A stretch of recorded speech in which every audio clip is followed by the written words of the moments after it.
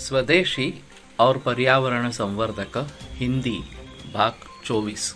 तो इसमें ऐसा है कि बचपन में 18 बरस तक वास्तव में स्वयंचलित वाहन चलने की अनुमति जो है वो नहीं दी जाती। तो कितना भी अमीर बच्चा हो, लड़का हो, किसने भी अमीर घराने का हो, उसको साइकिल से ही जाना है।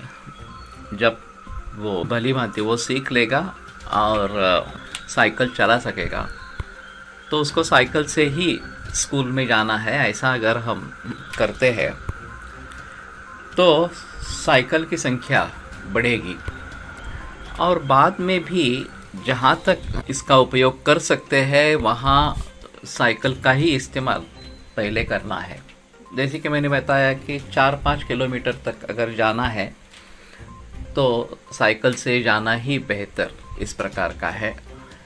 उसमें स्वयंचलित वाहन को इस्तेमाल में लाकर पेट्रोल का खर्च करना और प्रदूषण को बढ़ाना ये अच्छी बात नहीं है।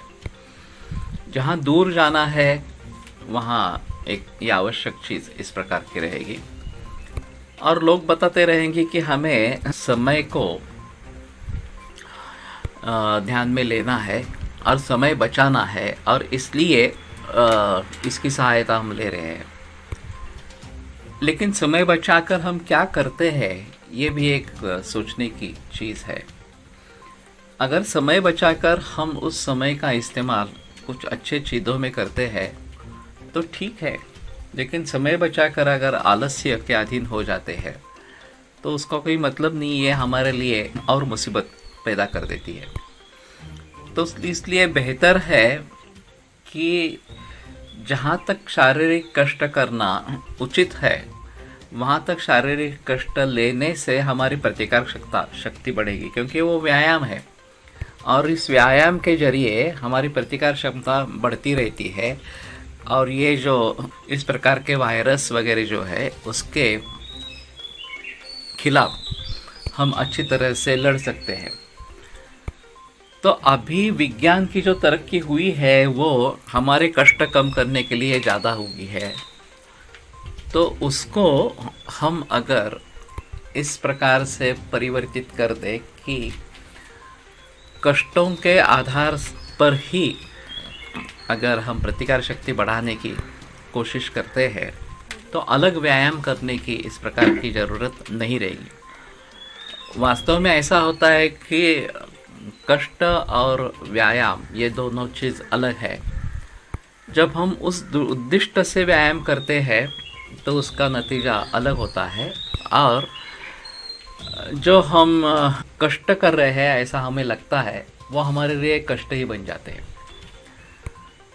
समझो कि बम्बई जैसे शहर में ट्रेन पकड़ने के लिए 1-2 किलोमीटर चलना पड़ता है तो लोग उसको कष्ट मानते हैं या ऐसा नहीं समझते कि ये व्यायाम कर रहे हैं। इस प्रकार से दूसरा कोई चारा नहीं रहता, उतने कम अंतर के लिए कुछ बस रिक्शा ऐसा नहीं कर सकते और रोज़ाना नहीं कर सकते हैं।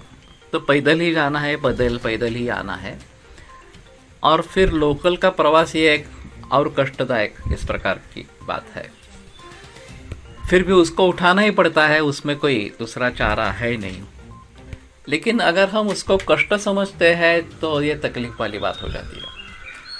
अगर हम समझते हैं कि हम व्यायाम कर रहे हैं और ये मेरे लिए आवश्यक इस प्रकार के लिए है, इस प्रकार का है, और आते जाते वक्त अगर हम कुछ स्तोत्र पठन करें या फिर कुछ गाने वगैरह ऐसे कहे तो इन कष्टों का बोझ हमें नहीं रहेगा। वैसे भी चलते रहना ही है, ऐसा है। मोबाइल के ऊपर बात करते हुए जाने से बेहतर है हम कुछ अपने आप को किसी अच्छे चीज़ में एंगेज करें तो इस कष्ट की अनुभूति हमें नहीं होगी। तो कहने का मतलब ये है कि हमें ही सोचना है कि हम किसको व्यायाम में परिवर्तित कर सकते हैं और व्यायाम नियमित रूप से उससे होता रहे तो ये बेहतर चीज़ है।